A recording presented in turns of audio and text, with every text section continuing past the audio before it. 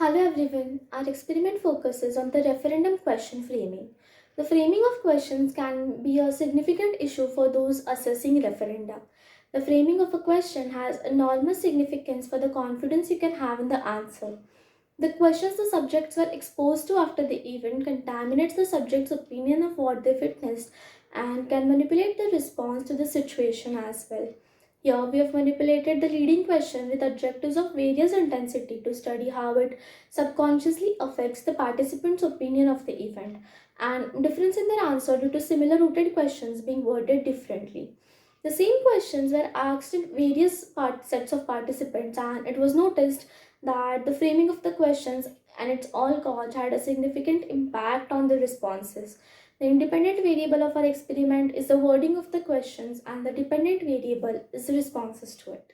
Okay, so first we'll be showing you a video and then I'll ask you two questions based on the video. Also, is it fine if we record you? Yeah, sure.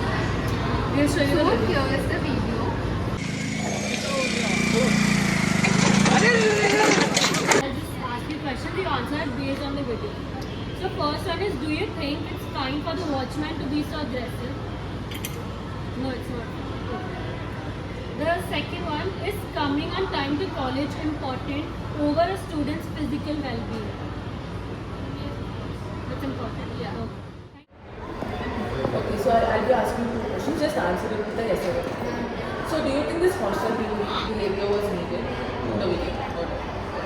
Was the guy who got attacked wrong for fighting with the guard after getting him? Yeah. What? Was the guy who got attacked wrong for fighting with the guard? Okay, was. Okay, thank you. Do you think it was fine for the watchman to be so rigid?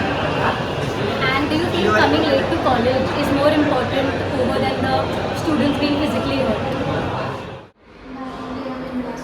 So, do you think the students were wrong for barging into the gates? Okay. And do you think the students could get injured badly when the guard pushed them?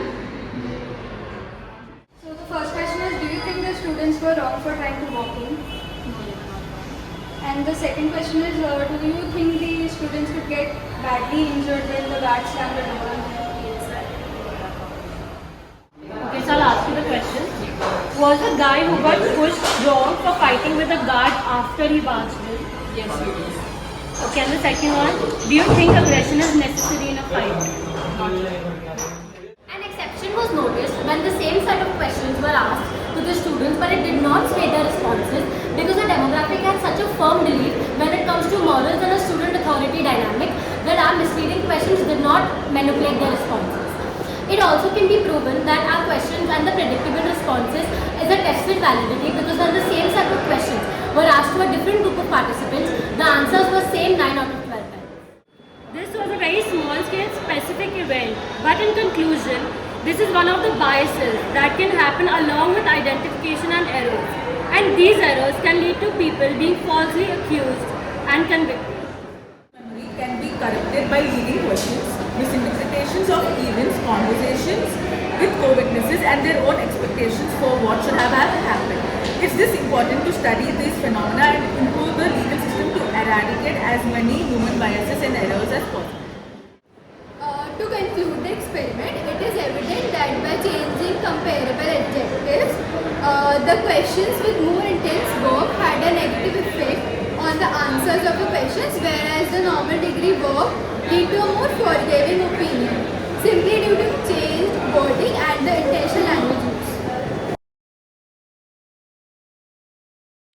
पूरा बोल